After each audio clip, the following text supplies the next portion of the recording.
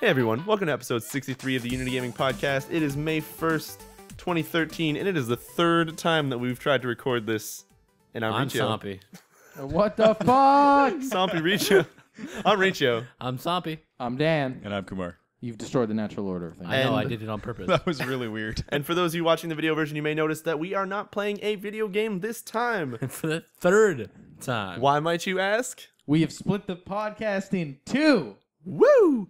And where are you going to see this second part? This possible Sunday, we'll have something out that we would like to hear all of your feedback on, because we got a semi idea, and Were you trying to say pseudo idea? pseudo idea. Pseudo, thank you. That's a good word. Cyanide deal. We got cyanide, and we're gonna ask you guys how good it's gonna For be. playing more games and maybe Just board gonna games start downing some and stuff. cyanide. Yeah. So yeah. So anyways, check it out this weekend. We'll try to have a teaser or a video of it out, and let us know what you guys think. Anyways, what this is going to help on the podcast is that is gonna help that we will probably be less distracted, even though I just distracted myself. When right he there. said, it's still going, it's because it means our audio is still recording. Yeah, it's in crash this time. Crashed twice before now, Yeah, right? Yeah, we're on 3. But yeah, so hopefully we'll have a less distracted podcast, and it'll go by faster, so we won't have crazy ass 2-hour plus podcasts. So let's get this started. What have you guys been playing this week? Who do you want to start with? I think we can talk about some Soul Sacrifice. I can't yet. Yes, sir. Neither can I. Why can't you yet? Because I Riccio? have a box in my hand, and my Vita only just arrived in my hands, thankfully to Kumar. Thanks to Kumar. Thanks to Kumar's special delivery. That sounded very bad. That did sound really You brought it. I did bring it to you. Yes, Yes. Riccio. Good. So yeah, what you and Kumar have been playing some? I saw you guys play some multiplayer as well. Yeah, well, we started off with a demo. We checked it out. Dan mentioned we it. did talk about this last week. Yeah. Yeah, Dan mentioned it. I think a little bit last time as well. But we started off with the demo, played it out. Everything. It's cool because it carries over into the full game. Mm-hmm. So just kind of. Was it levels, items, anything you've It unlocked? was anything that you've done in the even your decisions. So you make decisions as to whether you want to save or sacrifice beings within the game. Okay. And so depending on which decisions you make, that all carries over into the full version of the game. So when I first booted it up, it just asks you. It says like, demo save file found. Do you want to import your progress into the game? Okay. And so when you select yes, you just get to pick up exactly where you left off in the demo. And there's no I know like some games in the past if you played the demo, they'd be like, hey, now you've unlocked a special something for playing the demo. There's nothing like that. It just Literally carries Yeah, over. not that I to- know just of. carries over. And that's it. Okay. Yeah, it just Cool. takes everything Good, over. because I didn't play the demo, and I now owning the game and jumping into it, I was hoping it didn't. do something. Any trophies that you can get for like, hey, do this for the first time type thing, you can usually get by just going into like the menu where those They just things are located, and they just pop up too. So I have some bad news, everybody. Those of you joining us on the video version, the video has just started. So our tech difficulties Really? are carrying over into That's- everything. really, No worries. Here at we least are. at least this take, The we audio can is still talk going about how on. HD it was. Yeah. Yes. Now we can. Yeah, that's right. now. You sound like total fucking idiots for a minute. The audio didn't stop though, right? No, the audio's good. Okay. All right. thank You Well, don't see a game because you don't see shit. God. Hopefully this will be fixed by next time. Oh, New wow. camera, everyone. HD. This is what started it all. It's the Causing some camera. issues. Blame Logitech. So yeah, anyway, talk some more about Soul Sacrifice. Now that you guys have had the chance to play the actual full game release now. Kumar's played a lot more than I have. Okay. I've only kind of I just have, touched yes. on it. I've poured quite a bit of time into it. I was very, very surprised because I went into the game not knowing anything. The reason that I started playing it is just because Dan recommended it. And now having put probably 6 or 7 hours into it, I got it early, so I've put a little bit more time into it than most. But Okay. Having put 6 or 7 hours into it, maybe even more, I'm noticing that there's a lot of content. There's a whole lot of stuff, and it's not at all what I was expecting in that regard. I thought there was going to be much less, but there is a whole lot to go through, and it does get, I mean, and this is natural of games in general, but it does get very repetitive in terms of the nature of what you're doing, Okay. but it's still fun. So I'm finding that it'll probably hold people's interest long into its life. Yeah. Part of why is because they made it keeping in mind that it was a portable game, right? So you play it in little bursts kind of thing, and you enjoy it for what it is, and then you want to go back later on and keep going at it. So I don't know how closely it resembles the Monster Hunter feel, which is what a lot of people have been comparing it to. Yeah. But for myself, it's just a whole lot of fun. It's like a more serious Pokemon. That's kind of what it is. Collecting all the spells and stuff. That's kind of what it is. And for what, Kumar, you were saying that you think it's going to have like a long lifetime or whatever, because there's a lot of content. I know Dan was talking to me about this today, is that they're also going to have downloadable quests or downloadable extras and items and stuff probably. So it's going to be more spells and more bosses. Okay, so Oh, nice. that sounds pretty cool. And I know Monster Hunter is doing the same thing on the Wii U, and so far that's been working out real cool. So I'm all for that kind of stuff, especially if it's free. Did they say it's going to be free? Yeah. Sweet. Okay, There cool. you go. Done. It's like 4 different packs or something Yeah. like that. And they're just going to release I them think over they time? each have a costume, a couple of spells, and a couple of bosses in them. Okay, cool. Now, can we talk about Kumar putting on? I don't know what you guys were talking about when you guys were playing ad hoc over there, but Yeah. just kind of Kumar putting on a mask or something, and you turn him into a fucking Oh, yeah. crazy It's ass just, it's just golem one of thing? the items. Yeah, it's just one of the items where... Well, yeah, he's gone. I've played a lot more of the kind of like multiplayer cooperative quest things that they have, the Avalon stuff. Okay. And he's progressed a lot more in the main story.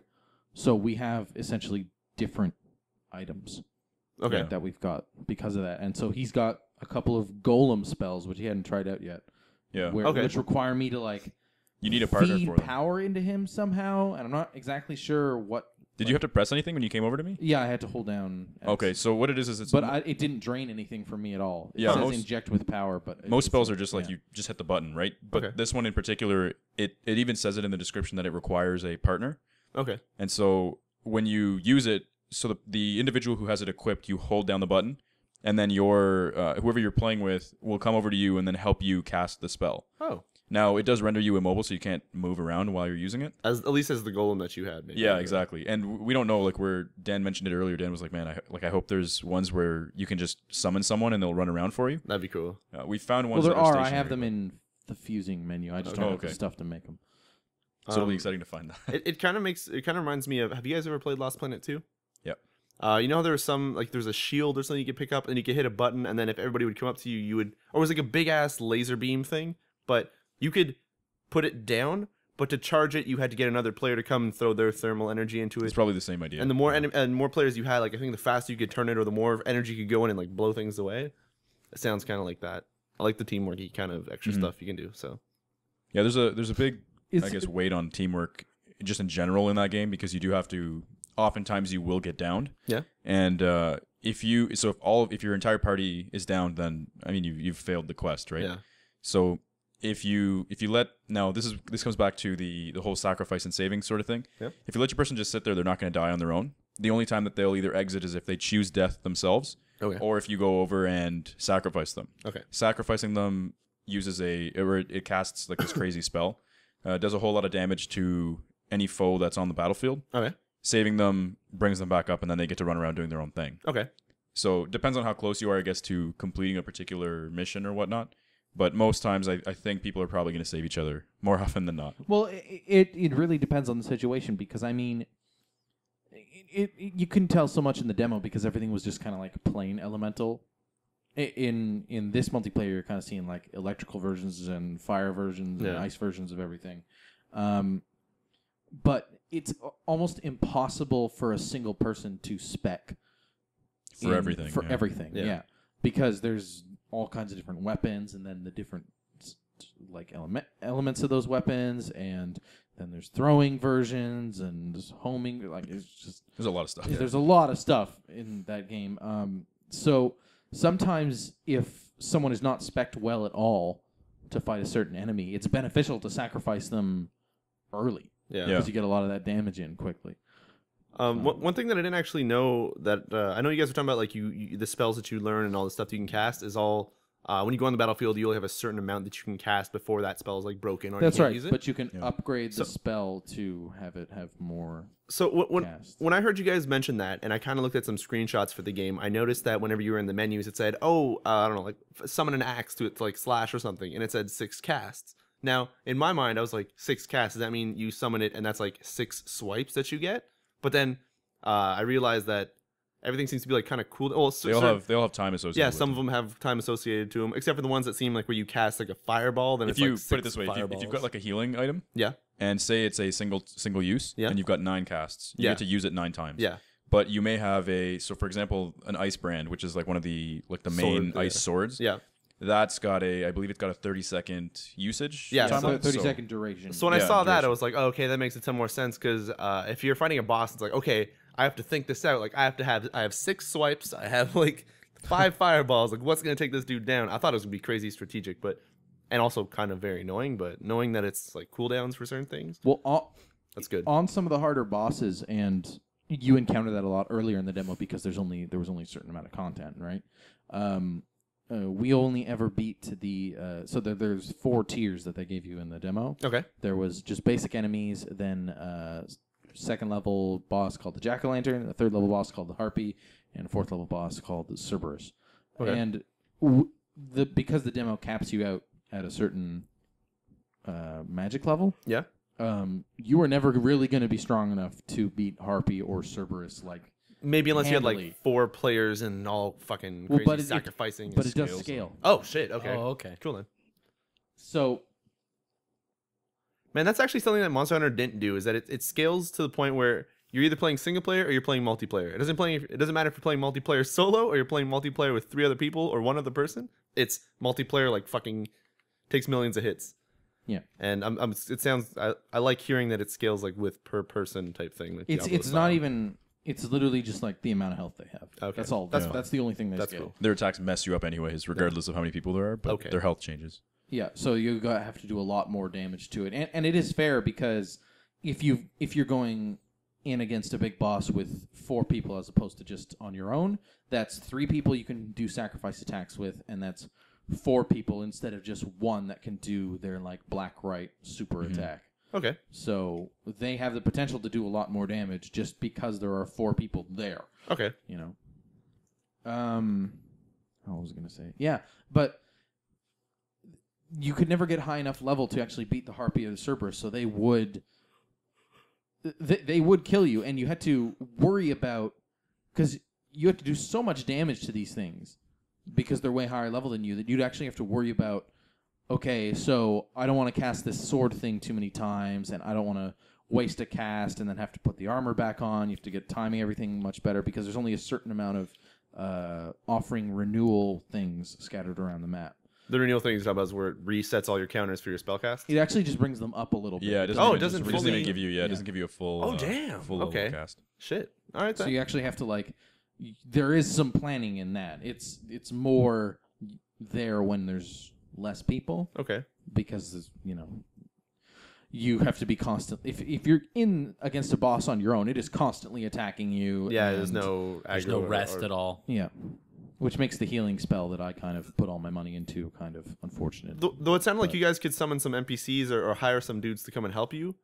Well, the choices he was talking about earlier that you make in the story, Okay. because every boss is a sorcerer that's gone mad and couldn't control their power. Okay. So when you defeat a boss, they shrink down into their human form, Oh. and then you can choose to save or sacrifice them. If you save them, you gain them as an ally. But if you sacrifice them, we talked about it last week. We couldn't really tell if there was like a.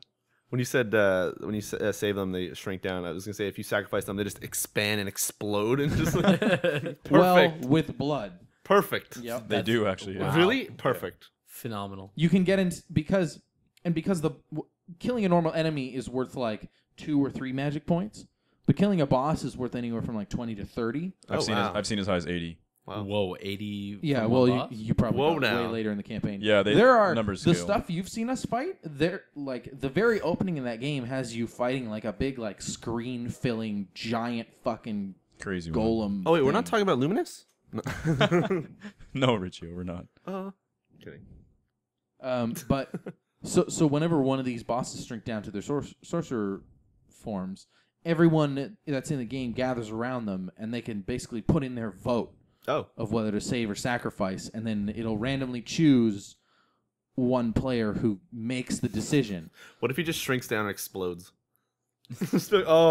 Oh my god. That's not how the game works, Riccio. thank you. Well, Come on. we have a problem here. Starts melting the game card or your memory card depending on how you have the game. That'd be terrible. Can't handle it. Yeah, that would be Overheats. pretty terrible. But so you get this like basically loot drop voting system to see whether you want to save or sacrifice them. So That's pretty cool. How does that game? Does it like automatically save every time you're done, or It asks you actually a menu every pops up. single mission that you finish, Yeah? it says, "Would you like to save your progress?" So far? Okay. Oh, that's good. And Actually- how long did the? Oh, sorry. Well, I was just gonna say what's kind of nice is that if you say you go and you play the same mission more than once. Yeah. If you save, so say you decided to or sacrifice someone in the first time around, and then you play it again and you save them. If you just want to do that just for the sake of farming a particular experience, so either soul experience or sacrifice, or sorry, life or soul. Well, it's divine or dark. Yeah, whatever it is. Okay. You can choose to either overwrite your progress or leave it. Now, it's a little bit confusing in the way that they word it, and I tried this out a couple times just to get my head around it. Yeah, it's like, do you want to overwrite your progress in the journal? Yeah, versus your For progress this, itself. yeah. Right. Oh, that's cool then. If you don't want to overwrite, so if you want to go through and you just want to sacrifice everybody, then go ahead and say you find a particular individual who you say, you know what, I want to save that person so they can help me fight. Yeah. But I happen to play this mission again, and I'm Yeah. leveling up dark Then arm. you can save so- them, and but you'll have to rewrite your mission if you so choose to. So if you save them, and then let's say you go back, use himself to fight himself, and then That you wouldn't happen. sacrifice him, does that mean you lose him as a partner now? No, I think Well, it's if you- you save it. sacrifice someone and say yes, overwrite my journal entry, Then you lose him? then you lose them as an ally. Okay, Oh. that's what I want to know. Okay. because then you've sacrificed them. Yeah, But that's fine. see, the weird thing is that there seems to be a benefit to saving them, Okay. but no benefit to sacrificing them. Other than maybe a shit ton of dark points or something. Well, no, because it's like 2020. It's not like Oh, it's okay. you okay. get more dark for sacrificing them or anything like Oh, that. Hmm. that So- seems a little weird. So I wonder if there's maybe some like big end game thing because you sacrificed everyone or something like that. Because we talked about it last weekend, but in that fiction game, you were supposed to sacrifice everything. Actually, there's something that does happen to you in game. If you go around and you save everybody, assassins come after you. Ooh. And so I've had 4 assassins come after me because I was saving people too much, Okay. and they just fight you. Like if you In if the you middle fight of Or the them, they just pop up middle. no, not mid mission. Like there's a separate mission that comes up after you've Oh. done something, and there's little notes beside each mission. You can choose to read them or not, so they're not intrusive in any which way. But if Yeah. you want to read them, they just further fuel the lore of the universe, kind of thing. Can you Okay. sacrifice the assassins? You have to sacrifice them. Okay. Oh, you can't. If you save them, they get back up and they try to kill you. Okay, Oh. can I ask a question? Because I saw some people playing this, and when you are like murdering a boss, there's like sometimes this red writing that just starts appearing on screen. What is that? Is that just like what he's saying? all the or- bosses have characters. It happens and in every that's mission, kinda like actually. their. But is it like subtitles, or is it just random scrawled out shit on the If screen? you put the volume up, you actually hear what it's saying. yeah, okay. because they will speak. Okay. Yeah. What those words are. So I was The- wondering. I was like, what? The idea is that okay. it's a battle that happened in the past that you're just reliving, right? Okay. So it's almost like it's stuff that's already written into the quote unquote journal, which is Libram, I think, is his Yeah. name. Yep. So it's like the words that you're seeing are things that are just pre-written, Okay. and it's just like you're reading the battle in the game, sort of thing. If that makes any sense. Okay. So the game is portraying. So you're playing it, but the game is portraying you having been reading the battle, and those are just the words. It's a really really weird. I feel like that would be the most hectic or hardest fucking one of those like choose your adventure books to write. Yeah. Because then you'd be like, okay, turn to page 64. Now, if you want to return and refight that battle, Read but the with paragraph on page 3. No. But it's like if you want to return to that fight, but with now more spells, go to page 678. Now, once you've beaten that and you've gotten another spell, go ahead and continue to. It's like, oh my god, I'm rewriting myself. Yeah, But yeah, the game is really really dark, by the way. it's It sounds a little dark. Sounds It cool. looks phenomenal from what I saw today of it. Yeah, it looks really, really cool. They did a good job. It's solid. It runs really well no matter what you're doing. So myself and Dan have played multiplayer. We've played ad hoc. Yeah. And then we've both played single player. And it seems to run the exact same. Like the game's virtually identical no matter how you play it. okay. So that's really, really good. They've done a good job coding it and prepping it for release. There is so much content in that game too. Yeah, it's crazy. unbelievable how many missions there are. There's a lot of it. I think the main argument is going to be that people are going to say it's the same. They're just harder. Yeah. Which is, I mean, arguably it's true, but it's one of these things where the progression of the game comes from exactly that, the challenge being more and more and more, right? Yeah. So, And when you get much deeper, you will get the actually like kind of different sets of enemies and stuff. yeah. that you're gonna be And, fighting. I mean, your weapons and such kind of dictate how easily you can beat things. So there was a mission that myself and Dan had a really, really hard time on, and I went back after I'd leveled up a little bit and had newer items, and I cleared it myself really, really easily. Yeah. So that's kind of why they have all these different things. If you get into the lore, the entirety of that story is just like it's really crazy how Inafune and I guess the team over there wrote it. Like I said, it's just really really dark. There's twisted, a lot of really twisted stuff in that whole story. I just want to say, I know so far we seem to be enjoying it. I haven't actually played it yet, but you guys seem to be having a great time with it.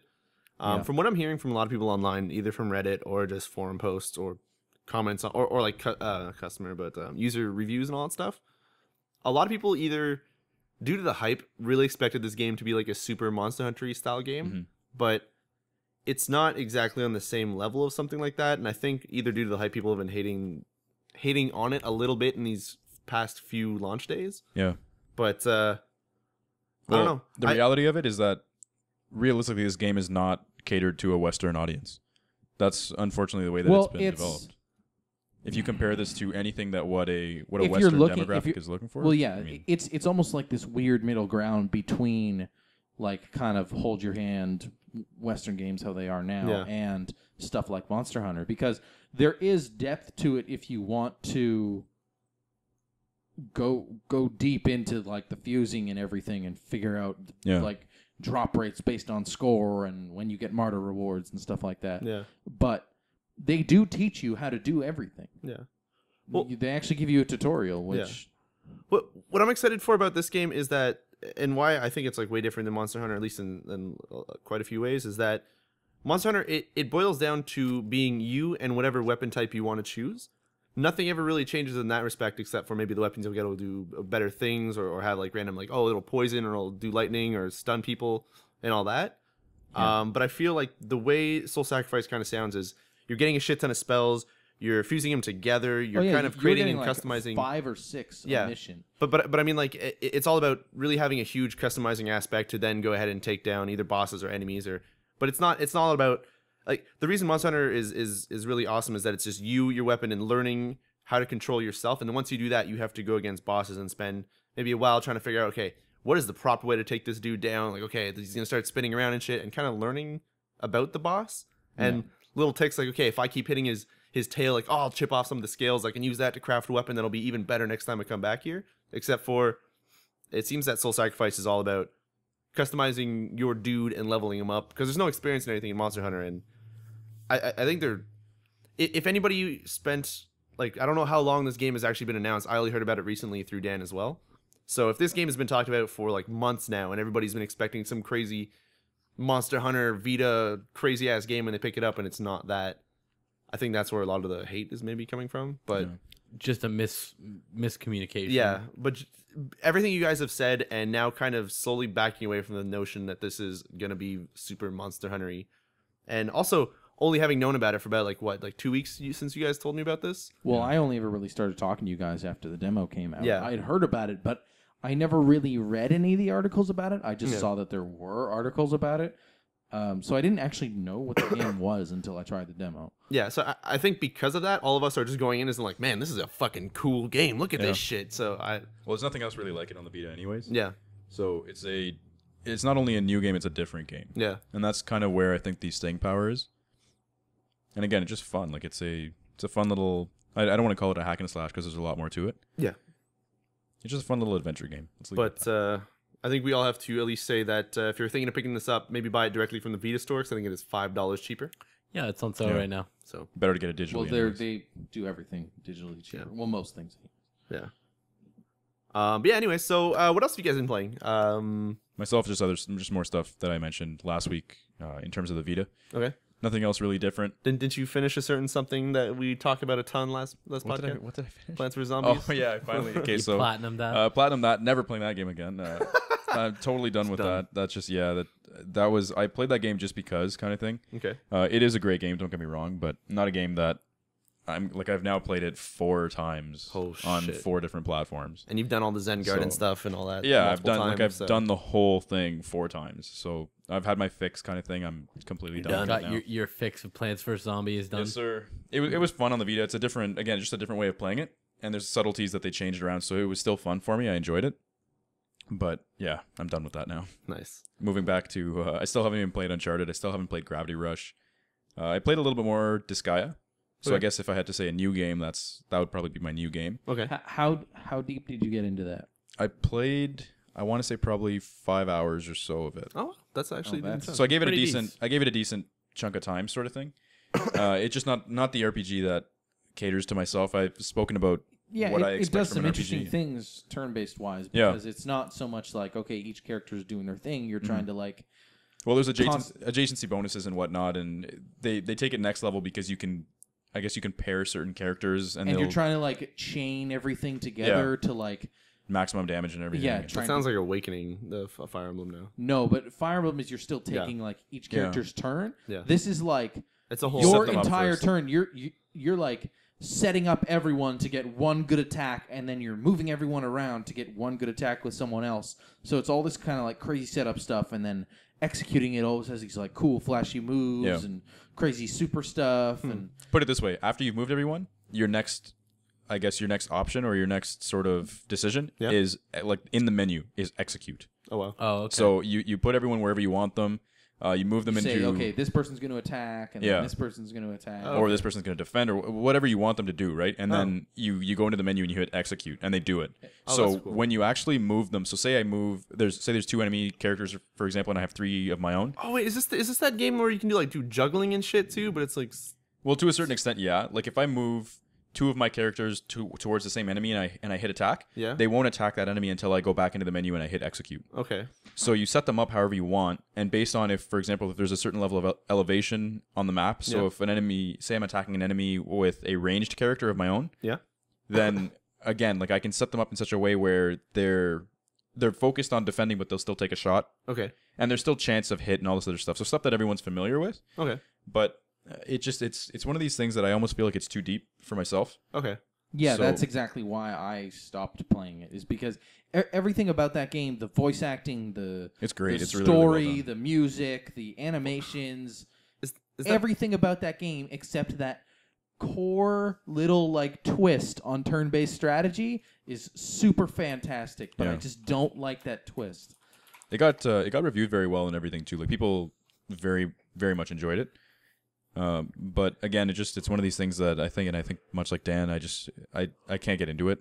I'm having a hard time anyways getting into it. So Yeah, I give it like 3 or 4 hours before I give up. So is Prinny in that game? Is he yeah, a that's little- what little Prinny penguin? is from. Is Yeah, the I know, Star but series. he's in Little Penguin, right? Is he always in all of them? Is that what? Yeah, it is? dude. He's part of your party. Bombs, bro. Oh man, I remember playing the PSP version. Not the PSP version, the PSP game, like the Prinny game or whatever. That was hella fun. Oh, Prinny, not your hero, or Yeah, something can I like be the that? hero or something? Yeah, I think you had like 100 lives and it's like get through the game. It's crazy. It's crazy. Yeah, okay. So you've stopped playing that? You're not, Yeah, you so guys I both are put going that back? away. Yeah, I put that away. Like I said, I haven't played Uncharted at all, and I haven't played Gravity Rush at all. Okay. This guy is So- a big, eats out a big chunk of your memory card too. So. Yeah, it's it's like like 3.5 gigs or something or whatever it is. 2.5 gigs, 3.5 gigs. I don't know. But either way, I mean, I feel like if you could get into that game, you'll you sink could a lot probably of play hours. that game for forever. Yeah, you'll put Yeah. a whole lot of time into that Because game. I think that game, once you get past kind of like some of the earlier story stuff, actually just opens up into just doing like soul sacrifice style quests where it's just like, just go do this mission or do all these other ones or do the early ones again. And like, yeah. Well, if I'm not mistaken, a lot of the Desire games I think go on for like multiple hundreds of hours or something. I wouldn't be Yes. surprised because it looks like a lot of stuff. Like even in the short time that I played it, there's just a lot of stuff there to do. Yeah. And I can't even begin to imagine what that's like after they stop tutorializing you. Yeah. So it's a great game for anyone who if you enjoy JRPGs, this is probably right up your alley. Even Again, if you enjoy a good everything story. about that game is perfect and incredible, except for that core little twist on the gameplay. All right. If it didn't have that, everything would be fantastic. I prefer Fire Emblem myself, so it's yeah, part of why I that couldn't get style of turn-based strategy. Well, that's not on the Vita, you silly gooses. it. If they ever released it on the Vita, I would sing and dance Yeah. for a couple hours. well, Nintendo owns it, Yeah. so That's why I'm saying I'd sing and dance for a couple hours. Nintendo would finally make a good decision. So what else have you guys been playing? I just tried out Zombie Tycoon 2. Yeah, that free for PS Plus. PlayStation How is it? Plus members. It's like the old one. It's a little bit more MOBA-y because you have a 4th unit this time, which is like. So basically, in the original Zombie Tycoon, you had 3 zombie units mapped to square, triangle, and circle, and you could equip them with gear and stuff like that. In this one, you have 2 zombie units on square and circle. You have a zombie spawner, which is like this mobile RV with like a turret that pops out of it. on triangle, and then you have kind of like a hero unit Yeah. on X, which has like it actually like as you kill stuff, like experience orbs drop on the ground, you go pick them up. It unlocks more abilities and gets more powerful and stuff. So it's kind of like it's MOBA E, but you're kind of controlling your creeps as well. It almost It's- reminds me of like old school games on the Warcraft 3, like custom game stuff, like Wintermall, where it was kind of like you. Well, I know this one doesn't have like building up defenses or anything, but it was like you fighting off. Well, all the Basically. buildings are like on the map and they are capturable. But do they turn into like turrets or like a form of a turret where they'll fight off stuff? Yeah, there's certain buildings that will shoot stuff. There are Okay. other ones that you can put your zombies in and they'll become like a different class. Okay. There's other ones that spawn just like kind of wandering zombies that you can't directly control, but they'll attack anything that comes Okay. by. That kind of reminds me of something like Wintermall Wars or something, but not quite. Is there multiplayer? Yes. Okay. Versus? Okay. Yeah, I think it's 1v1. Oh, cool. Okay. We'll have to try that and some there's point. 8 campaign missions, so Oh, wow. Okay. and it's free cross-buy with PlayStation 3 and Vita and cross-play between them as well. And so. there's a platinum trophy. Yes, for those of you which I hunting didn't those. expect it to have, Yeah. considering that the previous release was like a PlayStation Minis Yeah. thing. So like the first game kind of thing was yeah, just a was mini? just a mini. Yeah, All right. Anything else? I just played some Halo. Oh. I got back into playing that. Got tried a bunch any of the new maps, achievements or- on, yeah, I got a bunch of achievements on the new maps. New maps any good? Yeah, Cool. I played some Halo 4 today too. Oh, that'll be in our Sunday video. possibly. Everyone, stay tuned. The supposed video. Yeah. I have also been I've been playing the Spartan Ops just because I like shooter campaigns. How are those? They're okay, I guess. You can clearly see where the like you need to download this 2 gig thing Yeah. sets in. It's at like episode 5 or 6 because then it's just like all new fucking maps. Oh, okay. Oh, really? Yeah. Thank God. It's- That's good then. I'm gonna actually check that out then if it's all. So they new put a lot of effort into it, I suppose. Yeah, I guess. Yeah, least I in mean, that it's second kind of half. just like mindless shooter campaign stuff because there's no real threat to dying because you just respawn. Oh, okay. Is the there's- story any good at least? Yeah, because you do 5 missions and then you get like a Cutscene. 15-minute cutscene. Oh Basically. wow. Okay, sweet. Yeah, they're Jeez. long episodes. Did you ever look at Spartan Ops at all? I played 3 levels of the first one and watched the intro, and I just couldn't be asked. Yeah, so every 5 missions, I'm on mission 13 or something right now. But every 5 missions, they give you a totally new, like, really long cutscene. That's sweet then. It, Okay. like sets up the 5 missions, and the missions aren't like very long or very short or anything like that. Okay. Cool. They're good. I've just been playing through them on normal because it's just I can sit there be mindless. I have subtitles turned on, so I see all the like communicator stuff that's going on, and it's Halo, and I respawn limited times. So there's you're cool happy little with it. side objectives and achievements and stuff that like you don't have to get them to complete the mission. Okay. But like it's like the ones where you have to actually go in and save Marines. You know, if you actually save the Marines and don't just let them die because you're trying to kill this Wraith over and over again, it's just running you over. Okay. Yeah, it's neat. Now How for many some- of those did they release, by the way? 10 episodes. 10 episodes? And then, Okay. so there's an intro to each of those episodes. That's the 15-minute cutscene. And Yep. then there's an epilogue as well Okay. to the whole season. Cool. Now I know I don't mean to jump away to Halo any super fast, but I That's know fine. that was it. Yeah. I know something that we've all played this week. Oh wait, no, Devin couldn't make it. But What was this? Kumar, Dan, and myself managed to play some Cops and Crooks or Cops and Robbers on yeah, Grand yes, Theft Auto yes, 4. yes. Grand Theft Auto, yes. And we've now found, I think, our favorite mode for whenever we want to do some competitive, because usually when we go into the free mode, we end up and like within 10-15 minutes we're like, all right, let's just start shooting each other because Yeah. this is what it is now. That was a lot of fun. free though. mode, you say 10-15 minutes? It's instant. But like it's a good hour and a half that probably we are longer. shooting each Oh other. no, but before it gets to us shooting each other. Oh no, that's immediate. Yeah, that's immediately pretty much. But So then the fact that we can just do that on separate nights with like a slightly different group of people, yeah, and just the 2 hours of entertainment you get out of just shooting each other yeah. in the open world is fantastic. Well, if you turn on Cops, it's just funny to see the ramifications of you trying Yeah. to take out one of your buddies. Or having one of your buddies shoot the shit out of people, get up to like 6 stars, and be like, all right, I'm getting in your car, get me out of Yeah, here. Like, and "Oh, then you dude, all of a sudden you team up. Yeah. But no, the mode that we figured out, which is probably super old news for anybody who's been playing Grand Theft Auto. There's tons of multiplayer modes in that game. All kinds of different No, but crazy stuff. I mean the one that we figured out is enjoyable for us. Oh, is yeah, the I Cops mean, and Crooks mode. Back in the day when I actively played Grand Theft Auto 4, if I ever did anything competitive outside of free roam, it was team deathmatch. Yeah. But anyway, the mode we were playing as Cops and Crooks is where one team, which randomizes, I don't know up to how many people. I think it's 8 versus 8 is maybe the max. At least I on the PC can version. imagine how crazy that would get. Yeah, That'd be so and much fun. One person is the mob boss, and you have to defend him from the other team of cops. And So the mobsters can all die as much as they want, but as soon as the mob boss dies, the cops over. win. But you are trying to get the mob boss to a certain other point on the map. Yeah. And it kind of randomizes where you start.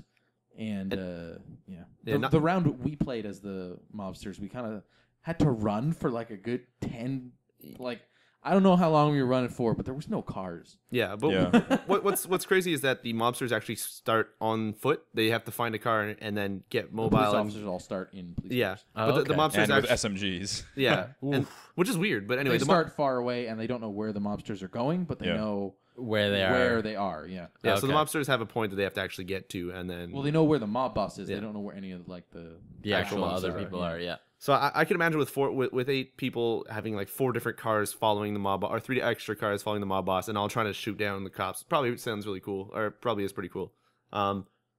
So what I might throw out there is I don't know who's going to be available. I might try and do a multiplayer community thingy this weekend or something. I feel don't- like Totally I s- available tomorrow night if you're down for well, doing some of that. let's not do that just because by the time the podcast comes out, and then Yeah. let's maybe give it. Oh no, so you can't do Friday or whatever. We'll figure out something. It might be this weekend. It might be another short one. Just because I don't know. If anything, I'll be casting anyway, playing multiplayer stuff. So We'll figure something out. yeah, we'll figure something out. If you guys want to play, if anybody has Grand Theft Auto for PC, please still let us know because we are always looking for new people to play with. And you don't need the expansions or anything Nope. because we just play the core version because expansions run like shit on PC. Yeah. And Yes, I they think the whole do. game runs like shit on PC. Yeah, it definitely does. My regular GTA 4 runs perfectly, like Yeah, same. 60 frames, like highest settings, everything.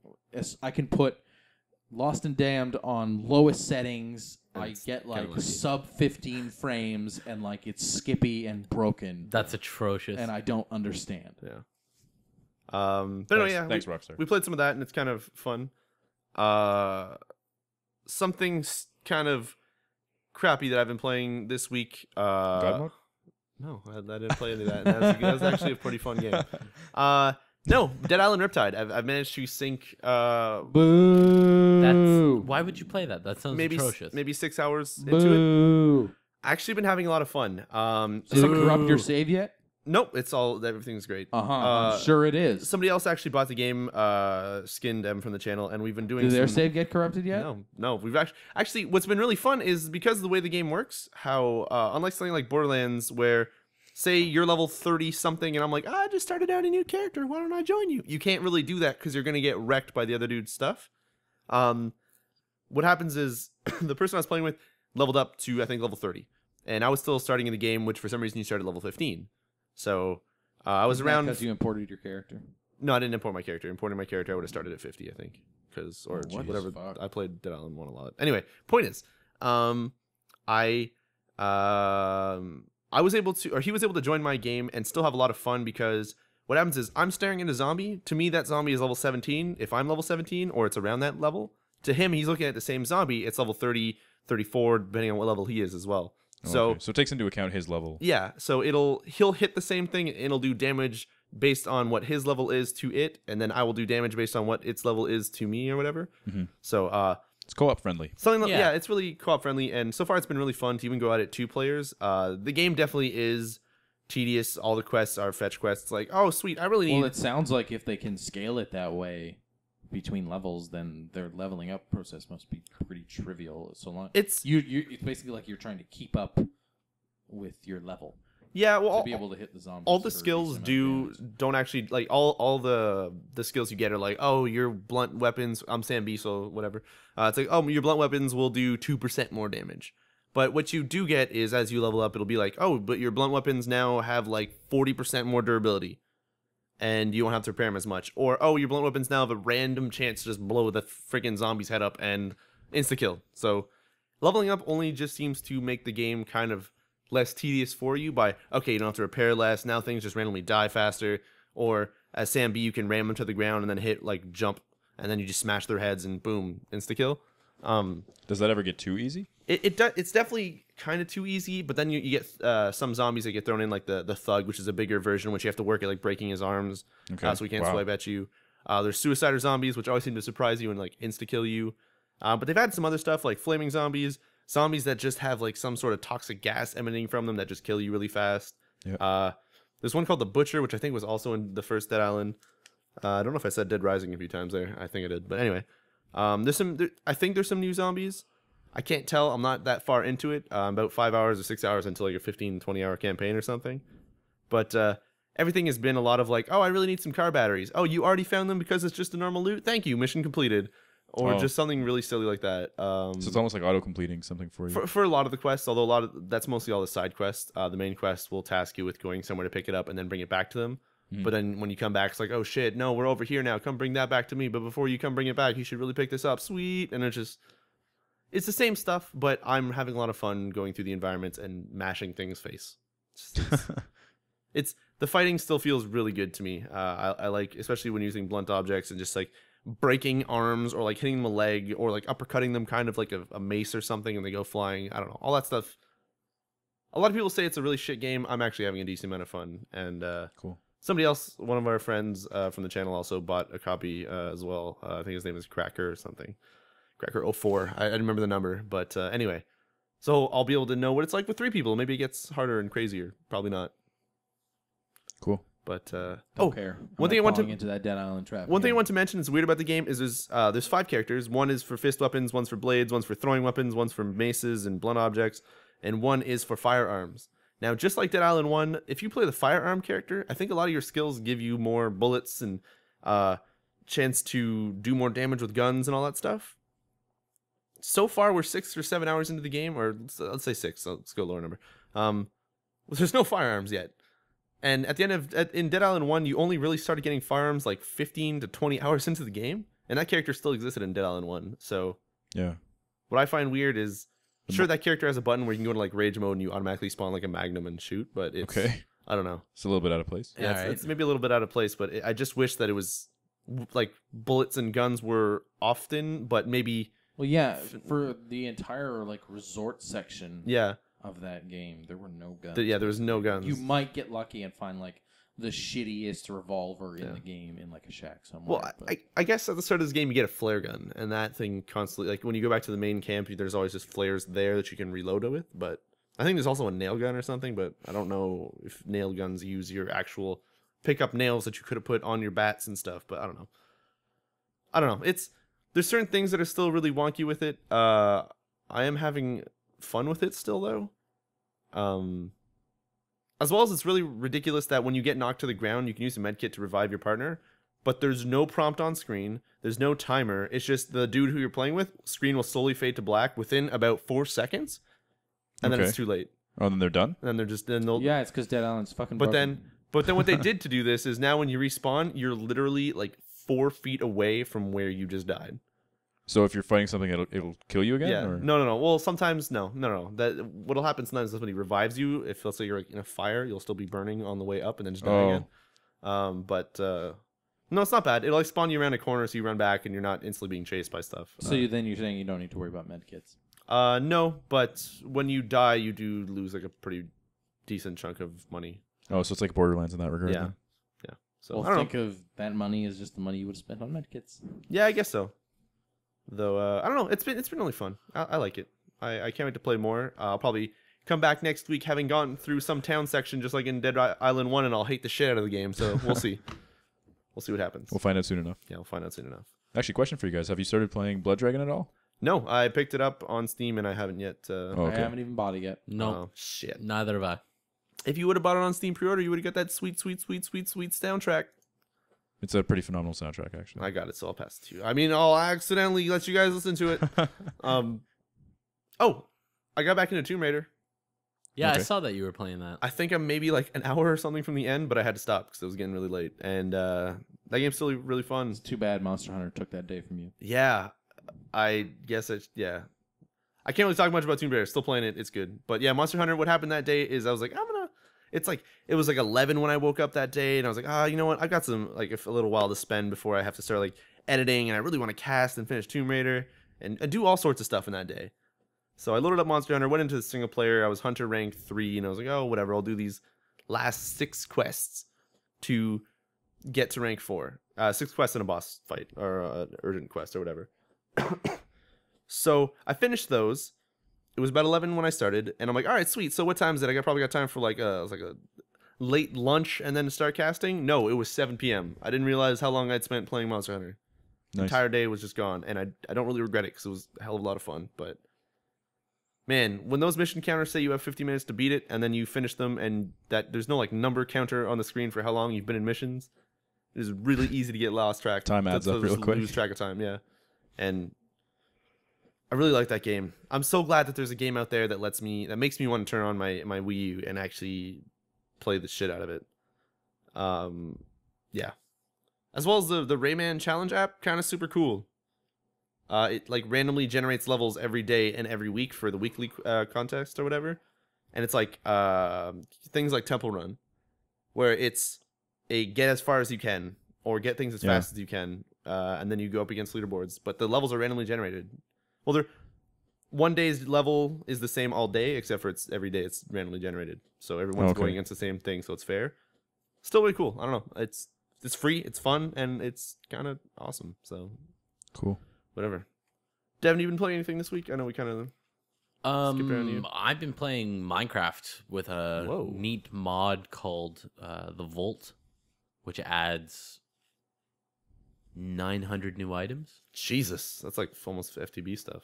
Yeah, like you can make a fusion reactor, you can make a fission reactor, you can make gravity bombs, time bombs, gravity wells, insulated copper wiring. When you say time bombs, I picture you throwing one down and it just like goes through all the changes you've ever done. It's like, hey, start square one. No, there's actually one bomb, and what it does is it's an antimatter bomb. Sounds crazy. And it blows up. So picture a circle with a diameter of like 75 squares. Okay. But that's a complete sphere. So 75 squares in diameter all the way around. Okay. Just rips it apart and turns this like giant kind of like, it looks like the explosion particles in the center just keep going. And anything that gets close to it immediately gets sucked into the center of it and just like dies. Why is it called an antimatter? Is it because whatever's there doesn't matter? Yeah, exactly. So I've been playing that, and I've got 2 different maps of that. I've got a map where I'm playing on God mode and just kind of building everything that I can. You've been playing God mode? No, God no. And then no God mode. And then I've been playing a creative one, like a adventure one. Yeah. And I've just gotten to nuclear reactors in that, and you have to go mine plutonium and refine it.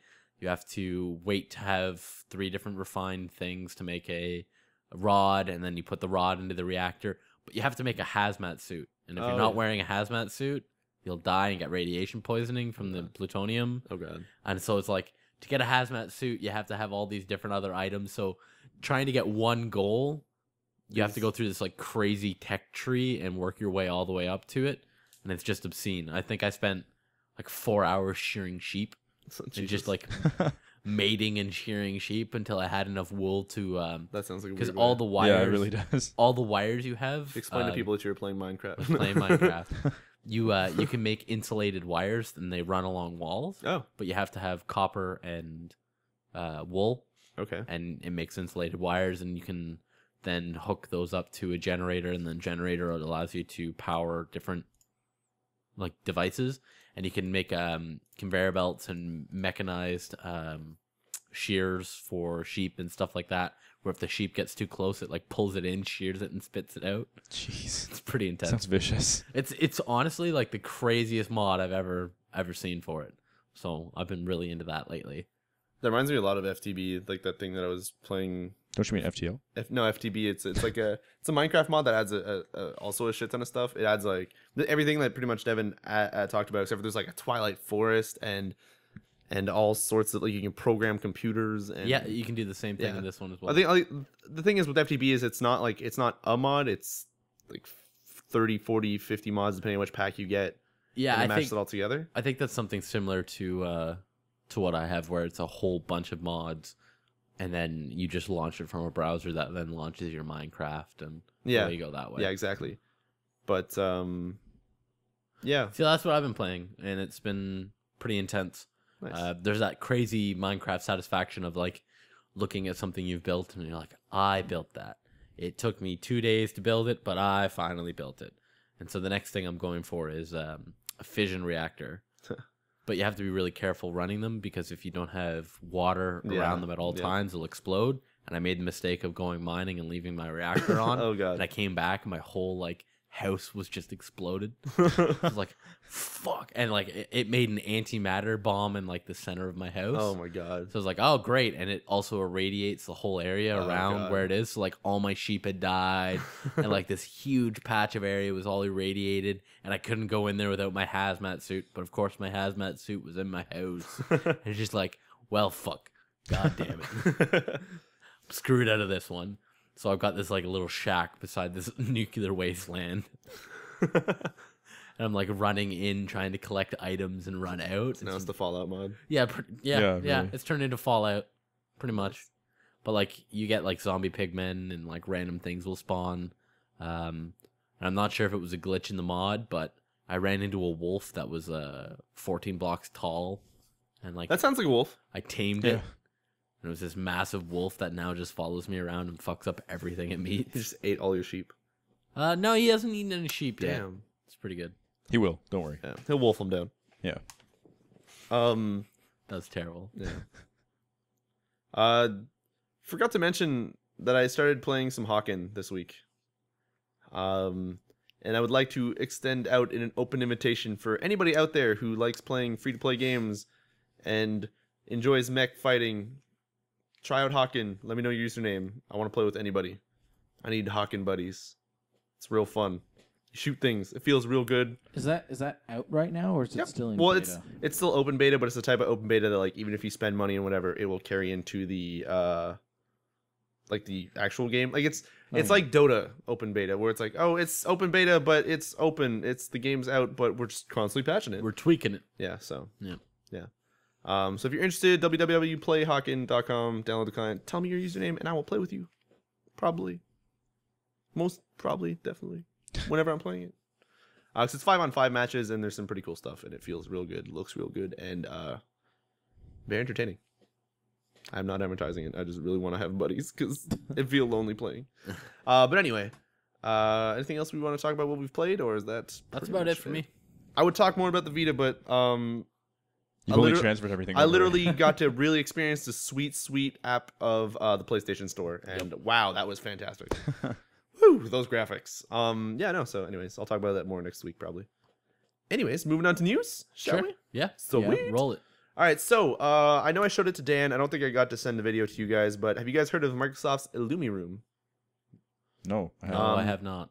What it was is something that was shown, I think, a few months back in some sort of weird presentation thing. But what it is, at least so far, is it might be bundled with the new Xbox, or it'll be something that the new Xbox can do, where it takes the Kinect and it scans forward-facing your TV and whatever your setup looks like. So if you have like a desk or a stand or bookshelves or whatever in the video, and then it takes that information, relays it to the Xbox or whatever system, and then it will take a projector that you have also on your coffee table, front facing, and what it will do is add sort of either effects around your TV and wall that can be taking whatever's in the game screen and then expanding it all across your wall so you get this massive peripheral TV.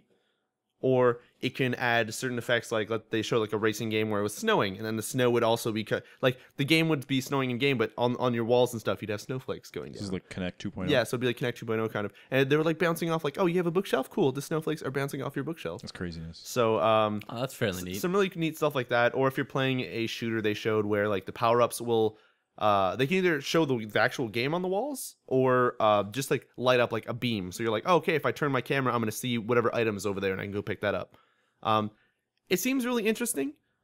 I think it's really awesome, but once again, I think it's going to be like the Kinect, where totally cool, but holy shit, you better have the right home setup for this because it is not going to work for you. Yeah.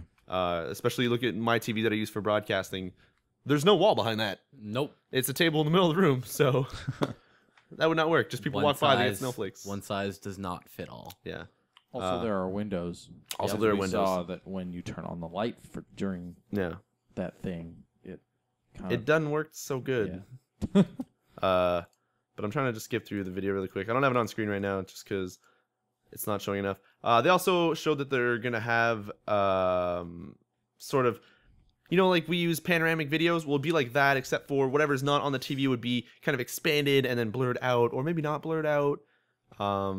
As well as actually one thing they showed that was really cool is because the camera, the Kinect is looking at your furniture and all that, the projector can reproject your furniture. I know it sounds really weird, but like saturate the color so that your house kind of looks like it's cel shaded. So let's say you're playing Borderlands, whatever you're looking forward and is in your vision looks Borderlands cel shaded. And say when you shoot, it'll make everything ripple to kind of look like cool explosions are going off. And I don't know. It's pretty serious. It looks neato. I think it's gonna be like a cool little thing to show off and be like, look at my setup. I happen to be able to get this. It's super sweet.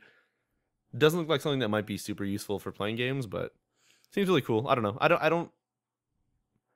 don't think I would really use it ever for serious, but I would love to be able to have a setup to be like, oh man, this is actually pretty cool. All right, let's never do this again. And then sell back that fucking projector that you'd probably need. Yeah, pretty much. Yeah, seems pretty cool. Maybe it'll just come packaged with stuff. Maybe it does, yeah. This is the kind of shit you want to play with at like some big hall of some sort. You get that whole setup perfectly, and then you just put on your Oculus Rift, and you don't give a shit what your room looks like because you're in the game. But anyway, yeah, that was pretty cool. So some sort of stuff got tweeted about the BioShock DLC. BioShock Infinite has some DLC planned, obviously, because there is the season pass for it. Twitter, people seem to mention, no, was it Twitter? It was a LinkedIn profile that wrote BioShock DLC, BioShock Infinite DLC 1, and his work on it was providing animation and research and development for a new AI companion character. So what this will mean is that possibly one of those DLCs, possibly the first one, is going to probably have somebody else following you. And my guess is that character is probably going to shoot more or something. More shooting. Yeah, instead of hiding and cowering and kind of staying out of sight. So that's my guess. I don't know. Kind of neat. Can't wait to hear what the DLC is going to be, though. Watch Dogs got a new trailer, as well as a release date. November 19th in North America, November 22nd in the UK. And available for 360, PS3, PS4, PC, and Wii U. As well as, in quotations, other next generation consoles, which is the Xbox. Yeah. Yep. You don't think the PS4? No, it said the PS4 as well. Oh, okay. Yeah, it was just, and other as well as those ones.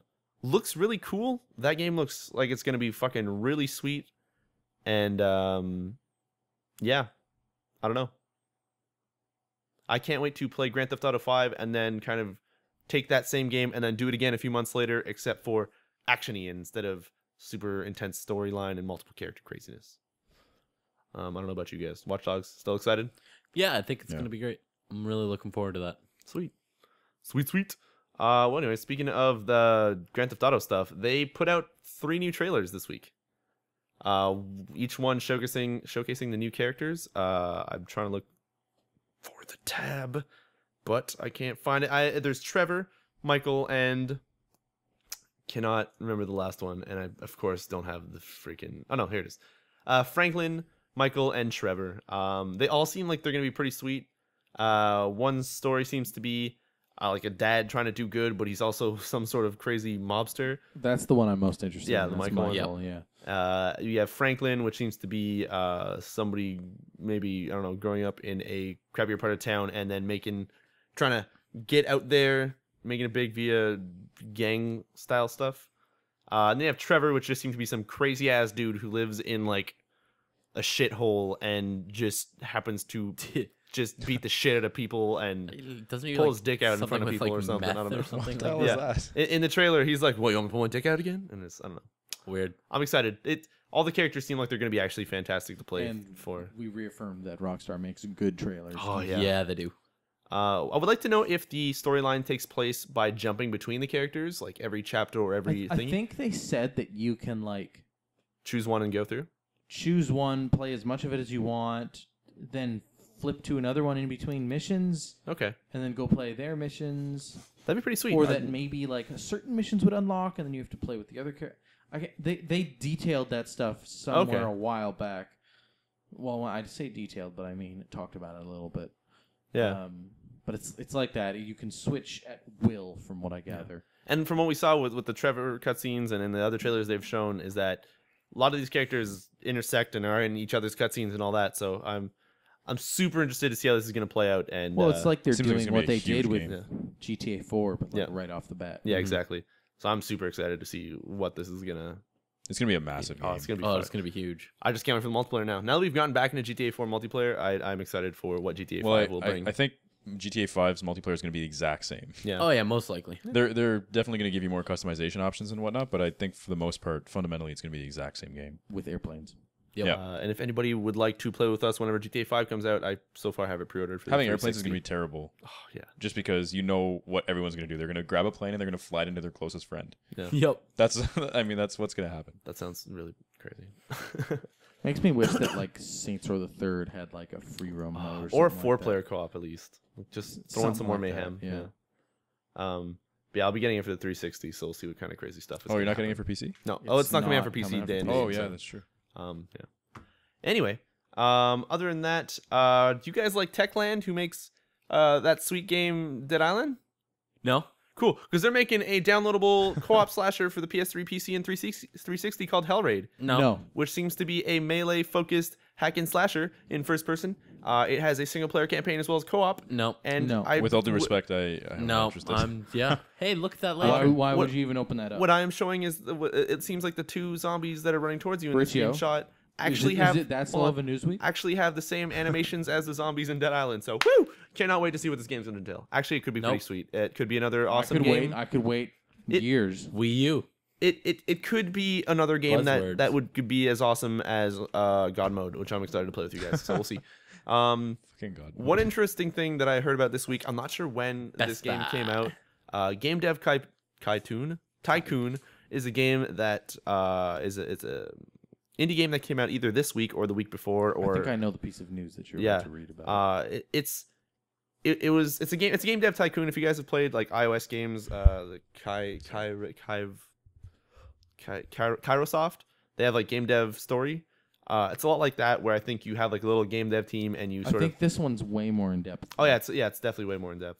But what happened is that the person put out the game on their site, and you can buy it. It's DRM free. It's $8. It plays on Mac, PC, and I think the Steam version whenever it comes out. I think you'll maybe get a copy of that. Sorry for coughs. Anyway, Yeah, they're on Greenlight or something. yeah, they're Yeah, on something like Greenlight. that. And what happened is that the dude who put it out also put out day and date a torrent version of the game that was different. Yes. Okay. Oh, Yeah. yeah, that's right. And I then remember reading up on this. so this is a game dev tycoon game. I almost said Kytoon again. And what happens is in the cracked version, as you go on, there'll be like pop-ups on your screen being like, "Hey, it seems that a lot of people are trying to play your new game, or playing your new game, but they're stealing it and they're cracking it, so you're not getting a lot of game sales." And this will keep popping up, and you can like when you make the game in the game, you can be like, "Oh, I want an action game. I want it to be a shooter," and then you make that. And no matter what the hell you make, even if you get like 9 out of 10s, 10 out of 10s, because the game gets reviewed at the end and that influences your sales and whatever game goes on, no matter what scores you get, your game gets pirated to shit and you never have enough money to keep going. And or maybe you do, but it's always just horrible. So having put that out and then checking out his forum, there was a shit ton of people that were kind of posting like, "I don't understand how to go on. Like, people keep pirating my game. I don't understand what's happening. Is there any way to like invest in DRM or something for it?" And then it was just kind of funny that they would ask that, as they probably pirated the game. As well as I think he put in a bit of code to the game to kind of send him anonymous statistics or just information about who was playing what. So let's say if you bought the game, it would just sound like a line of code being like, "Okay, this is a legit version." If you're playing the cracked version, it would send you a line of code being like, "This is the cracked version." So compiling all that information, I think by the end of the first day, I don't remember the exact numbers. I think it was 93%. 93% had cracked the game, That's Yep. crazy. and 7% had paid for it. Yep. So And it totaled out at the end after about a couple of days. It totaled out to like 4% had paid, and the Yeah. rest had cracked. So I find that pretty crazy, especially when the game is only like $8. I know. And it's DRM free, so if I know this isn't what he intends for it. Well, he mentions that you can buy it and then play it on up to 3 computers is what he hopes for. Because when he says 3 computers, like a Mac, a PC, and whatever. If people really enjoy it, I know it's maybe not the right thing to do, but even if you were to buy it and then give it to your 3 friends, or be like, guys, this game is actually pretty sweet. Let's just buy it. It'll be like $3 for each one of us, maybe, if even. But I don't know. It's kind of crazy how fast people just go and pirate something. I don't know. Like, to me, sometimes when I read a story now about a new game or something that sounds interesting, my first step is go to Steam, go to Desura, or find out how to buy it. But it's crazy that people out there, like, the first thing they'll do is like Pirate Bay or whatever the hell and just go download. Like, not even like a second thought about, okay, let's maybe buy this. Even, I don't know. Somebody's living, somebody's trying to make a living off of this. Yeah. But yeah, so he's mentioned that, hey, if you guys really enjoy it, please buy it. It'll let me make another one, a bigger one, more content for this one. Just let me know. And apparently it's a really freaking awesome game. So I don't know. Well, that's too bad. I can't wait to see what kind of happens with that. Kind of sucks though. Anyways, one other news story thingy is Quantic Dream. Quantic Dream. People who are making Beyond Two Souls had I believe last week we talked about their script being nominated for the something festival. I apologize. I don't remember what the name is. It's not Sundance. No, it's the Toronto.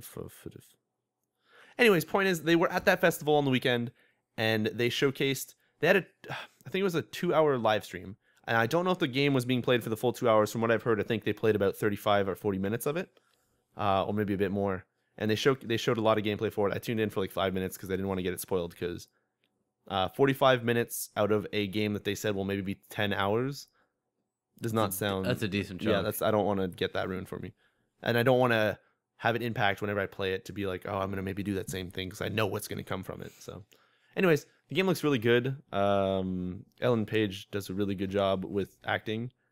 The faces sometimes looked a little bit stiff still, like Heavy Rain style, but better. Yeah, it's definitely better. The animations of people moving felt a lot smoother and more lifelike. But yeah, it's something that I'm still super excited for, and the combat and everything, like whenever those situations come where you have to act quickly and dodge things, seems a lot cooler. I don't know, everything just looked more smooth, more cinematic. They really seem to get down that they really got down that movie feel and look for it. They got their animation smoother. They just got everything, the camera angles, everything, the sound, everything kind of. It just feels and looks really good so far. But yeah, they also put out a trailer. Game looks awesome. I don't know, still excited. You guys gonna be playing it? Yeah, I'm hoping to pick it up. I think it's in August. Is it still the release? Yeah, I think it was late summer. 24th, something. I don't know. Yeah, Something like that. seems good.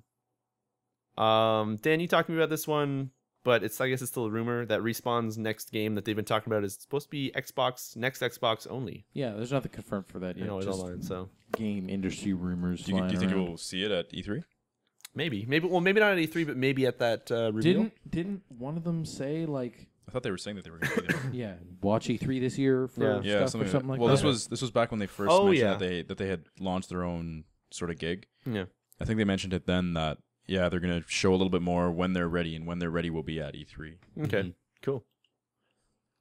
What was the next one?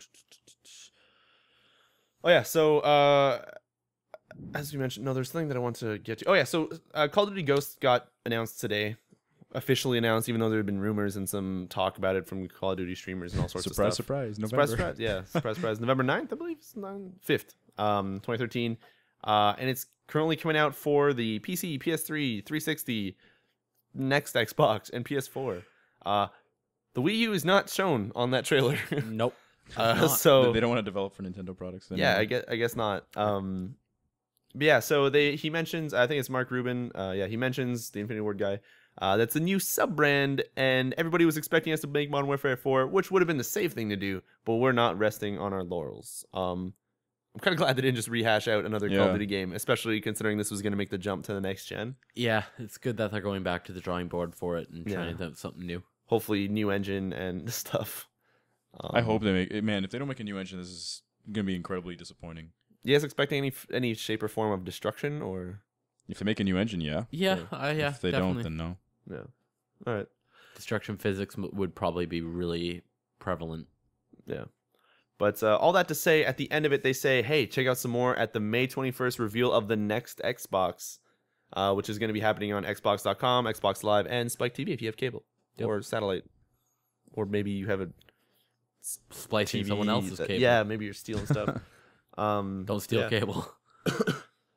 But yeah, I don't know. Hopefully it'll be cool. But that new Microsoft press conference is kind of... I'm excited for that, to see what Microsoft is going to be able to do versus what Sony showed us already. So, yeah. Anyways, one thing that's funny is, you know how the Wii U, it was... Nintendo's big thing is that they've been having trouble communicating that it's not just like an upgrade for your Wii, it's a whole new system. Yep. Well, they sent out one of those Spot Pass messages on your Wii that you can check in your notifications to everybody that owns a Wii that's connected to the internet, I guess. That's like, hey, you should check out the Wii U. It's a whole new console, not just an upgrade. It's pretty sweet. Did they actually? Yeah. Is that what it says? No, it's not. That's not really a. That's not a word for Like, word. that would be the worst marketing campaign ever. Yeah. It's pretty sweet. You want to go buy this. Why? Because it's pretty sweet. Iwata says, sweet. It is. No. Just a picture of him with a thumbs up. Yeah. Jeez. And this week, XCOM's shooter got re-announced as XCOM Declassified, which is a third-person shooter sort of. Bureau. The Bureau, yeah. It was re-announced as Call of Duty. Oh, yeah, Ghosts. sorry. Yeah, Call of Duty Ghosts. Yeah. Sorry. Called, damn you guys. The Bureau XCOM Declassified. And Call yeah. of Duty Aliens. If that's Modern Warfare 4's Ghosts types multiplayer co-op thing. What if Aliens. Call of Duty Ghosts actually has ghosts in it? Yeah. Oh shit. You guys Then watch the trailer? You play as You Luigi. just play as and- Ghostbusters. You play as Luigi.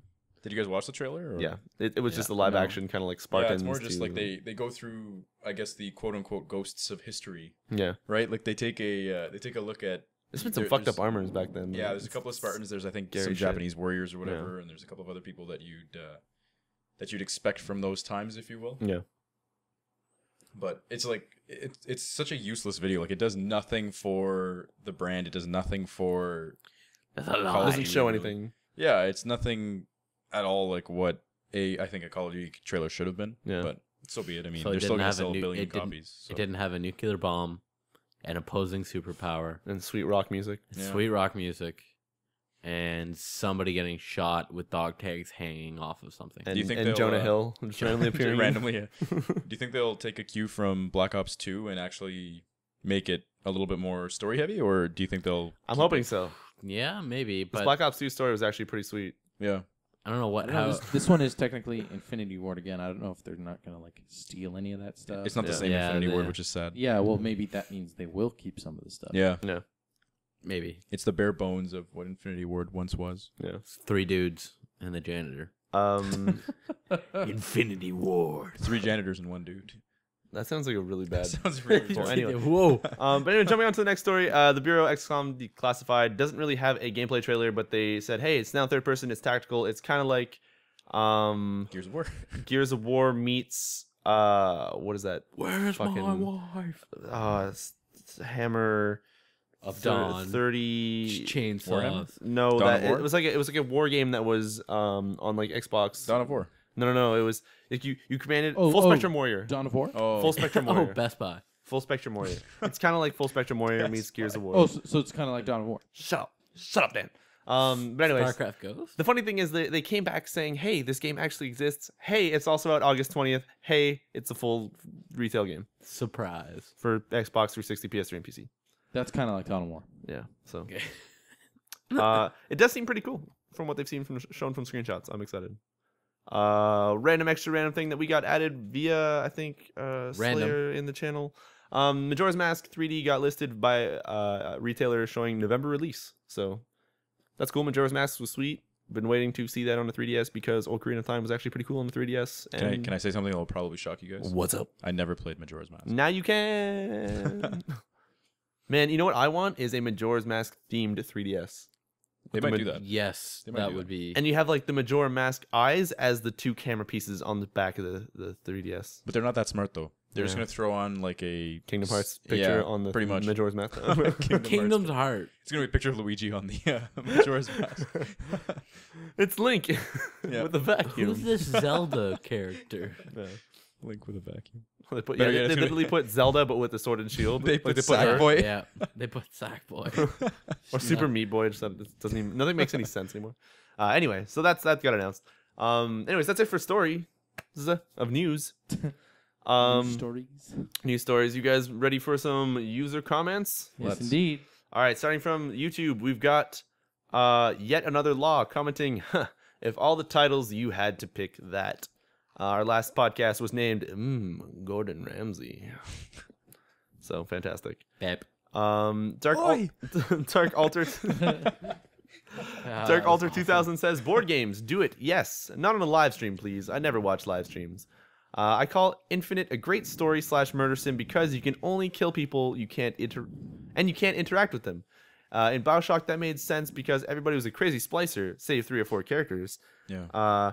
In Infinite there were non-crazy in Infinite there were non-crazy characters in safe zones, and they may as well not been there, so it stood out a great deal more. Okay, so Yeah. that explains his last question last time, which was talking about murder simulators and what we thought of, I guess, Infinite. But yeah, that does make a lot of sense. Yeah, that's not really a question, so I'm just gonna. Yep. That's good. Yeah, that makes sense. That clears up a lot, though. You're awesome, Dark Alder. Douglas M says tabletop games would be nice to see. So we're getting some love on that. Dry LTD or Dry Limited, as I was told to say it last time, says don't VA the Chronicle. Whoa, don't VA the Chronicles, but do VA Prison Architect. Have riots in your prison. Think of views. So okay. I am Persian Magic says zip zoop zippy zoop. Fantastic. Thank you. Wicked. We can always rely on Persian Magic to come up with something awesome. I am Persian Magic also comments again. If I could choose who I would go on a gay date with from any video game, I would choose Hattie from Battle Block Theater. He would kidnap you and give you to the cats, Oh God. Oh man, phenomenal. or could potentially help or get you to help Or him I kidnap others. don't know if Hattie is actually the voiceover dude, but if that's who he's talking I about, don't know. I The would. stuff that Devin was playing today, I think, implies that is indeed the case. Okay. Yeah. Yeah, I think that's how it My chair's goes. so squeaky. Spoiler alert. So Ransom Purvis also commented that I think I may have made a ransom joke last time. What was his name? And Yeah, he said, you did. So even you made the holding for ransom joke. I apologize, Ransom Purvis. I didn't mean to offend if I did, or be that dude. Well, he held that pun for ransom. I'm sorry. Devin made it now. We're apologizing if this is another annoying. one. Jumping on over to Jumping on to that the sounded- next comment. That sounded really creepy considering. Alchemy Reborn writes, "Hey guys, my questions weren't so good last week, lol. But what game or games made you want to cry or actually cry? The only game that almost made me cry was The Walking Dead, without spoiling anything. Poor Clem. Oh, those feels. Oh. Also, am I the only one that actually liked Duck? Lol, lol, lol. Yes. Yes, you are the only one who Hey, liked Duck. I hated Duck. Let's not talk too much about Duck, kinda. But Duck is a sweet character in the episode that you get to see a lot of him whenever he's like your little helper investigator. Yeah, he's he he's kinda one of these shined kids there. that you grow. I guess you grow some sort of an affection to him, Yeah. just because he's a kid and like you've got that. I want to say it's even probably slightly paternal in its very nature that Yeah. you kind of want to take care of him anyways. Yeah. But it just, I don't know. I look at, and this isn't gonna. Don't worry, I'm not gonna spoil anything here or anything. But I look at someone like Clem, and the character development in Clem was just so much more robust and so much more laid out and detailed than it was with Duck. Yeah. That I just can't find it in me to be like, I'd rather care about Duck. Like I got it to answer her question. I didn't cry or anything, but I mean, you feel it. Yeah. Like some of the decisions that you make in that game, they make you question yourself very, very heavily. Oh yeah. Well, Kumar, did you finish it in one sitting? No, I finished. So I did. Then that's why you didn't. That is an emotional roller coaster. That's that why Devin went you- through. Well, I did. Here's what I did. So Riccio told me both of you guys told me when I do it, do each Go. episode at a time kind of Yeah. thing. Yeah. I finished that over the course of 2 days. So I did 2 episodes a day. Okay. So I didn't do them sitting through the whole thing in one shot, but Oh God. I started it at a time where I didn't have a whole lot of work to do. So I finished episodes 1 and 2 on day 1, for example, and then 3 and 4 on the next. Okay. Yeah. That's still not bad. As long as you went through entire episodes in one sitting, sort of type of deal. Yeah, then that's what I did. good. I didn't stop in between, Good. in between a particular episode at all once. Because if you consider me, like I played one episode every 2 months, and it still hit me really Nice. hard when I got towards the end and Oof. such. It was. There was some. I was pretty close to crying on that one. That was Yeah. for sure. Very silly. I'm pretty sure I've talked about this on the podcast before. I cried at the end of Halo 3. Did you? Really? Yeah, very stupid. Because I was just like, because spoilers, he gets stranded on a ship in space where there's nothing. And I was just like, he did everything, and I don't understand why he just doesn't get shit. Anyways, I wasn't crying that hard, but it was like a single tear kind of like went down. Just And I was like like, Just No. exact. That's how that's- exactly you were. that was the monologue. Yeah, that was actually a recording from back in No. 2007. What do you think? But that was the monologue going in my head, and one single tear came out of my eye, and I was like, "Oh fuck, this is God, I can't tell anybody about this." I Oh, told look everybody. what happened now. And now it's on the No, internet. no, I've told people a few times now because I find it kind of funny. As well as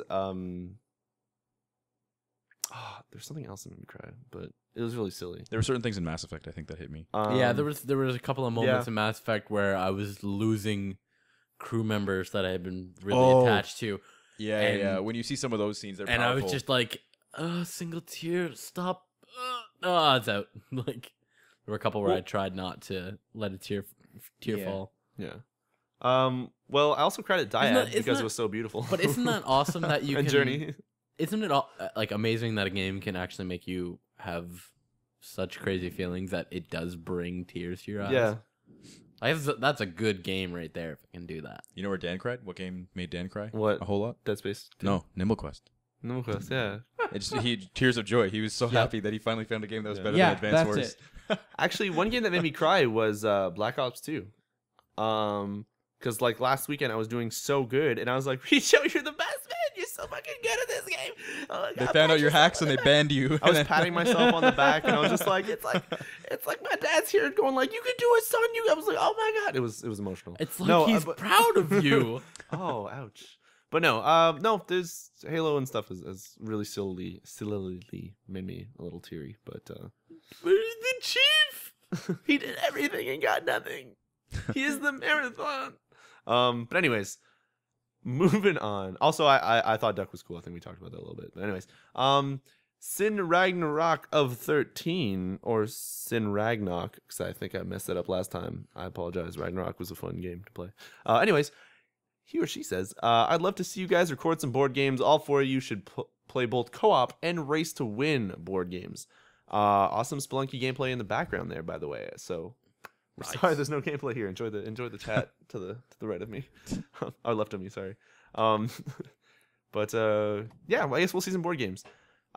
Sin Ragnarok of 13 also says, oh, another question. Have you guys built anything or helped make something? I have. Really? Yeah. Several things. What's up? Everything from paper airplanes to a full house. Yeah, So- that's about. So you saying like a full house in poker? Or, No, I mean okay. like that too. But no, I helped build a complete home, and Oh wow. Yep.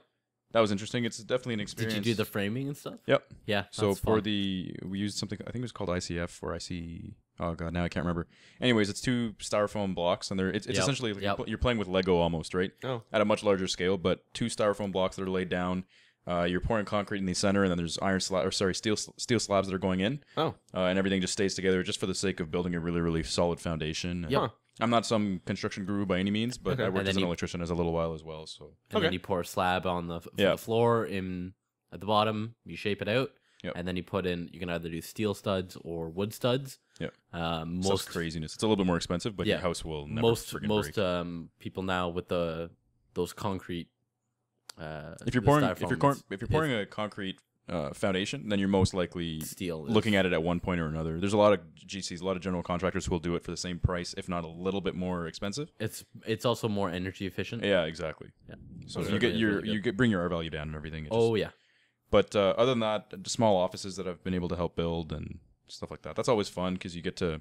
It's one of those things where, like, we get to bringing it back to gaming, you get to sit here and play games with people that you like and people whose company you enjoy. When you're building something like that, it's the same sort of thing where you get to work on a very, very tangible project with people who presumably you enjoy their company. Most of the time. And yeah, and then you celebrate with beer. Real cool afterwards too, right? So, Yep. yeah. So it's always fun. The things Ricio's making a paper. No, I'm not making anything. Things I've made have ranged from a You're totally making a paper. something on a grander scale, such as like a macaroni painting. I've maybe done a seashell thing. I've also grabbed rocks and put them in a jar. I haven't really built much. So the seashells, I'm curious. Did you glue them to a picture frame or something? I did. No. I just put them on a piece of poster board. Okay. You just put them there? Yeah, like, just Good job. them. Just, no glue, no nothing. Just Yeah, placed it just on poster board. Really put a lot Done. of effort into that. Nice. But no, I helped build the chair that I'm currently sitting on. I put Nice. it together with Is that IKEA why stuff. it squeaks? Yeah, that's why it's in shit condition. No, as well as the desk I am currently sitting near. Is that why it's held up by simple blocks? It's doing good. I also made this exquisite plane, which we will be able to hopefully see flying past Dan and Devin. It did nothing. That was Literally the most shit like the airplane I've ever made. shittiest plane ever. The majestic voyage of that paper airplane was not good.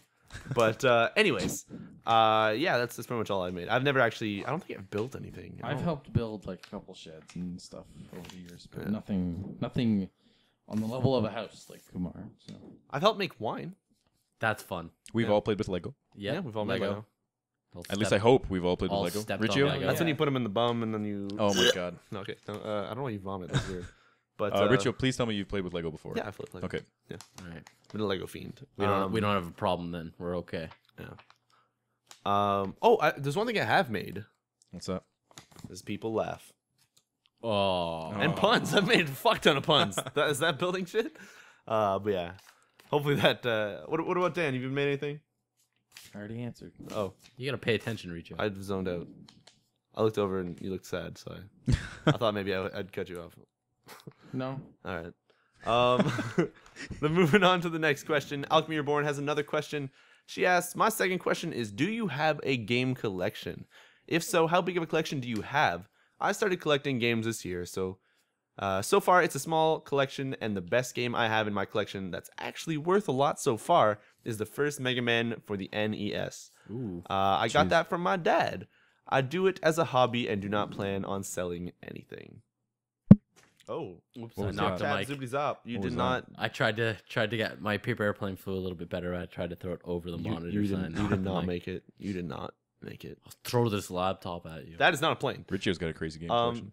Yeah, my game collection. I don't know if it's considered a game collection though, because Well, people want. I think. Oh. Yeah.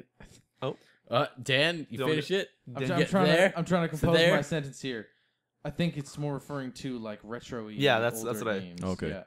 Because I've got my SNES collection I'll that see I if I will can never get rid of. fix this camera and then Yeah, if ruin you it. can there point you at it, that'd be great. Show people some stuff here. There's I gotta freaking there's None of those are retro games though. yeah, that's all 360 and PS3 and such. But There's a lot of stuff there, though. it's 3 mini shelves of 3 stacks apiece up top to bottom. But if you're watching the video version, you'll understand. If you're watching the audio version, picture a shitty IKEA shelf that is literally maybe like 4 feet tall with 3 shelves on it, just It's like packed. 4 feet tall. Yeah. No, okay. Well, I don't know. Like I don't know, 3 feet tall. But anyways, I think, and all those games are 360 and PS3 games, and I do have some older games, but none of it's really considered a collection. I mean, other than this generation, I haven't really got or bought a lot of games before. So, Yeah. and I don't trade those in, so maybe that's considered. It's gonna be a collection when the next consoles hit, I guess. But I still have all of my NES and all of my SNES Oh, yeah. and all of my Atari games. Oh, nice. So I have all of those ones. It's not like it's some substantial, expansive sort Yeah. of collection here, but it's precious to you, so therefore it's memorable. And yeah, it's stuff good. that I grew up playing. So. Exactly. I never sell any of my stuff except for one time where I think I did it to get a PSP. I sold my Game Gear with some games, and I feel horrible about that because I've always wanted to keep that Game Gear. Yeah. And You I probably think get it for cheaper now. Yeah, and I think I also sold my Game Boy Pocket in that transaction with like maybe a Pokemon game. I forget. I I was so young. It was like the worst fucking I decision. just won't ever. let anything go anymore because it's not worth my while to trade in. Yeah. Like, okay, can we talk about Kumar getting Soul Sacrifice and then trying to trade it in the day of? And Yeah, getting the how much day money? of. So here's what happened. A buddy of mine he bought Soul Sacrifice. We found it at a store, a local store here, before the release date. I think 2 or 3 days before release date. And so he ended up picking it up. I had decided at that point that I was going to wait and just get it digitally. And then he got really tired of switching out game cards. So I told him, I said, tell you what, I'll give you $20 right now and I'll take it. And then you can go buy it. Use that $20 to go buy it for yourself digitally if you want to do that. So that way you're not stuck with the digital copy and the physical copy. Mm-hmm. So he's like, yeah, sure. So I took it from him. I played it for a little bit. And I felt the exact same way where I'm like, I hate this. I hate having to switch out game cards because now I have 3 of them for the Vita. Yep. And 3 of them is way too much. One of them is perfect because you just leave it in the system itself. But having more than one is just garbage. So Dan said, actually, I can't remember. I think it was Dan, right? Who mentioned it? Or was it you? For what? Dan, or one of you guys had said sometimes like there's GameStop, I think, has a thing where if you buy it, Oh, you yeah. can trade Oh, it in. yeah. I think we- it's certain we talked console about that. games that they've had so far Yeah. for like the 360. I think So- like Injustice may have been one Yeah, of so them. I called both places. I called GameStop and I called EB Games and asked them what the trading value was, and they said $15. The day of. one. And the for a day $40 of. game. Yeah, for a $40 Before game. tax. $15 is what the trading value was on that game. That's horrible. Yeah, so it's And then garbage. And they didn't even know you didn't have a case. yeah. And they So- they turn around They'll and take it sell in. that for $30. Yeah, they'll 30, take it 35, I in think, because yeah. when I traded in Black Ops not Black Ops. Yeah, Call of Duty. Yeah, it was, Declassified, yeah, you're right. Black Ops Declassified. When I traded that in, they don't care about having a case or anything. They just take it and they put it in like a tiny little Yeah. piece of plastic and then they sell it back to whoever. Yeah. But yeah, $15 is what they were going to give for a day one release. That's insane. Such Ridiculous. garbage. Absolutely ridiculous. But Yeah. Such garbage. Yeah. I'm hoping that maybe the price will go up. if I call next week, hey guys, what's So the yeah, trade maybe value? they're just trying to undercut people that like just intercept. that the just don't like delivery. it right now. just don't Yeah. like the game. Yeah. Yeah, and I think they wait to see. I don't know how they actually grade what they're going to give back from a trade-in value perspective, but I think they do use Metacritic scores and Metacritic reviews and whatnot when they determine that. So Plus, you can always end up maybe selling it to Devin if he gets yeah, a and Vita. if Devin and ends up then- using that as his only card or whatever. I yeah. think that will probably be my only card. There you go. So you can get the So I might same still have an out. transaction that you did. Yeah, I might and still have an then- out. Yeah, it'll be the same thing. But yeah. Other than that, there are no more comments on the YouTube video. I'll actually do one last refresh in case there's somebody who's no. And on our Twitter, we have no questions as well. However, yet another law on Twitter. It's at Contradict the Law, who is responsible for making that quick cut video of FTL and Comics and some comics and some stuff that we've retweeted on our Twitter. Also tweeted me, I believe, today. And he showed us a little picture of something he's working on. I don't know if he is making a mod out of it, but anyways, I'm going to shut up and show it. If you're watching the video version, he is making a... Oh, I lost the link. I lost the link. No, he is making a Unity ship. He drew it a little bit. Looks like it's going to fit right into FTL somehow. But if he actually somehow makes that and then puts it in FTL, you can definitely say that we're going to have many FTL adventures in that ship. That's awesome. So that's cruising through the galaxy. that's pretty cool. I'm in our excited. Unity spaceship. But yeah, that's pretty much it. Anybody in the channel watching this live, if you have anything to ask, let it be heard. Meanwhile, I think I'm going to start the outro. If you guys are watching us on iTunes, these are, I guess, now going back to being a bit more audio friendly because we're not going to be playing games during them. Well, we're trying this out. Yeah, we're trying this out. If you guys Like the games, we'll go back to the yeah, games. exactly. And if that other thing doesn't pan out so well, we'll figure out something else for something like that, and then bring the games back onto the podcast. Yeah. So if you're listening to us on iTunes, don't forget to subscribe and leave a review and stuff.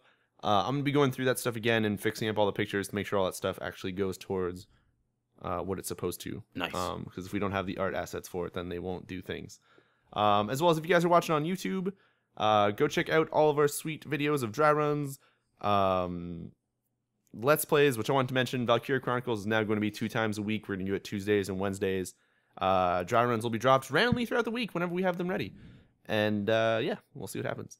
So yeah, check out dry runs, Let's Plays, podcasts, any other random stuff we have up there, such as a breathing Katawa Shujo video. And this weekend we might do a community day. We'll see what we can do, who can do it. If not, head on over to my stream channel because I'll probably be playing multiplayer games on Saturday or Sunday. Twitch.tv/Riccio, RICCIO. And it's happening Sunday, May 5th or 4th Saturday. Anyway, whispering's probably weird.